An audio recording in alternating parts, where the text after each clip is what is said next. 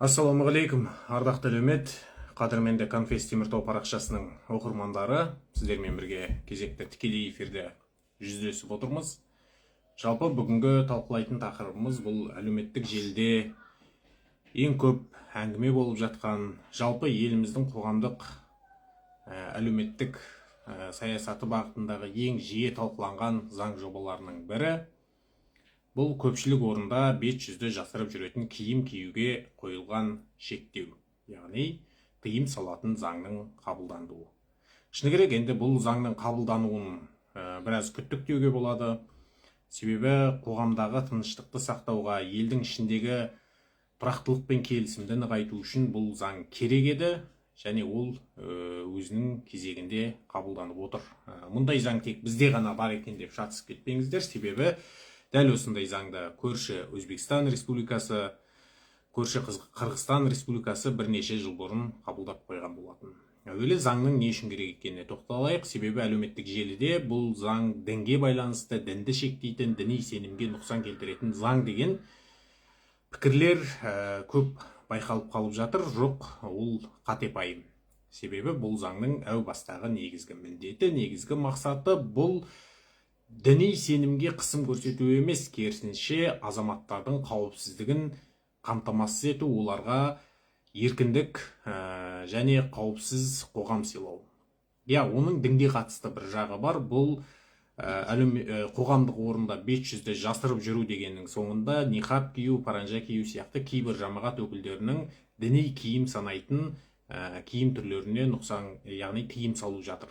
Бірақ бұл туралы Қазақстан мұсылмандар діни басқармасының бас мүфтиі Наурызбай қажы өзінің пікірінде, үндеуінде атап өткен болатын. Яғни мұсылман әйелдерге бет әурет болып саналмайтындықтан бет жүзді жауып жасырмай-ақ қоюға болады. Яғни паранжа мен ниқаб кию міндетті емес. Бұл киімдердің шығу төркіні көп жағдайда сол елдердің климаттық ахуалына байланысты қабылданған шешім болуы мүмкін.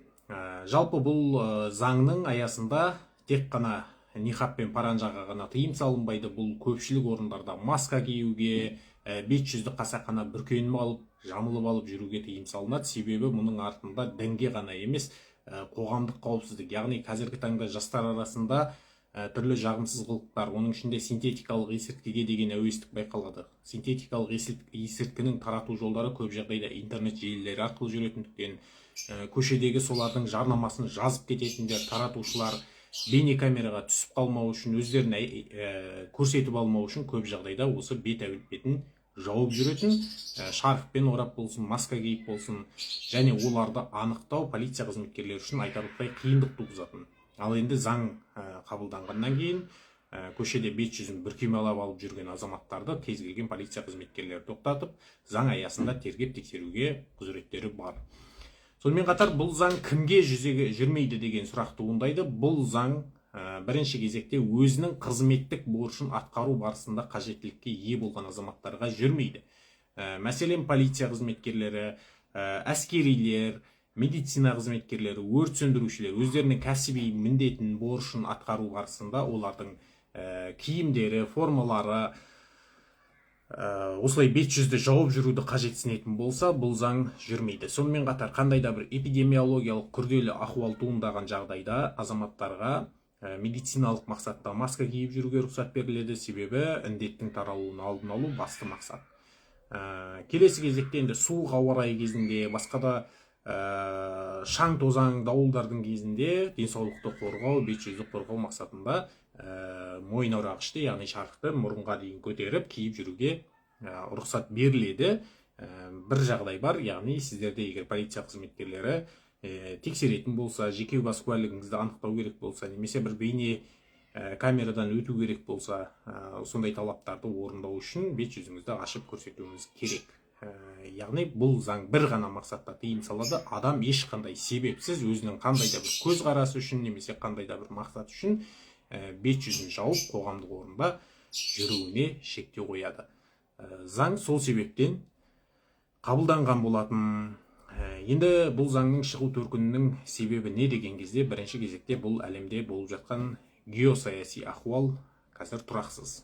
Көптеген мемлекеттерде терроризм қаупі өрістеп тұр. Оның ішінде енді Қазақстан Орта Азия бөлігінде жатқаннан кейін Азия мемлекеттеріндегі соңғы оқиғалар, қақтығыстардың салқыны салдары Қазақстанға да тиюі мүмкін. Сондықтан қазақ айтады ғой, қыстың қамын жаз ойла деп.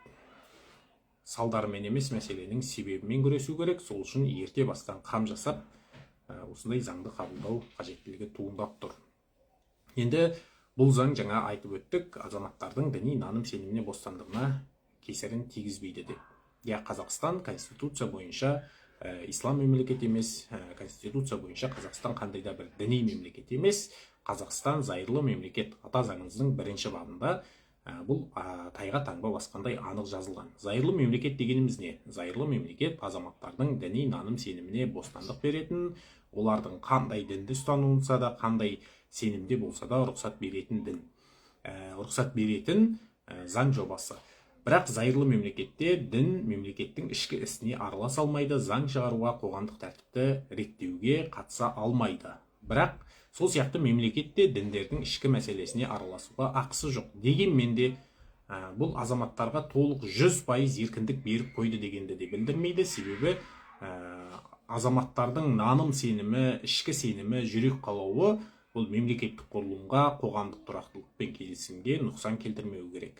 Яғни заң шеңберінен шықпайтын болса, онда азаматтардың діни сеніміне, қандай дінде сенеді, оған рұқсат беріледі. Тіпті дінге сенбесе де өзі көреді. Ешкім барып біреудің діни наным сенім бостандығына кесірін тигізуге болмайды. Бұл ата заңымыздың 14-ші бабында анық жазылған. Яғни Қазақстан Республикасының кез келген азаматы өзінің жасына, әлеуметтік статусына, діни наным сеніміне, ұлтына, жынысына қарамастан заң алдында тең. Сондықтан бұл заң біздің мемлекеттің органдар тарапынан қабылданды. Оның жүзеге асырылуы бірінші кезекте қауіпсіздік мәселесі. Қауіпсіздігімізді бірге қорғайық. Енді алдағы уақытта қандай да бір сұрақтарыңыз болса, пікірлеріңіз болса, комментарий бөліміне жаза кетіңіздер. Келесі тікелей эфир барысында сіздермен бірге талқылауға дайынбыз. Амандықта жүздескенше.